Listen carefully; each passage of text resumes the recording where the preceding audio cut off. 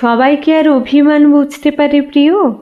খিটখিটে মেজাজ, mood swing আর রেগে যাওয়া, এই সব কিছুই কিন্তু সাময়িক।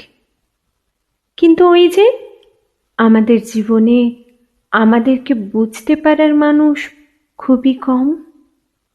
তাই তো আমাদের সাময়িক এই রাগ আর খিটখিটে মেজাজকে সহ্য করে কাছে আগলে রাখার বদলে তৈরি করে দূরত্ব। রাগ আর অভিমান দুটো সবসময়ই দুই মেরুর বাসিন্দা। তবুও কখনো কখনো আমাদের কাছের লোকরাই অভিমানকে রাগ ভেবে ভুল করে। কারণ অভিমান বোঝার ক্ষমতা যে খুব কম লোকেরই আছে।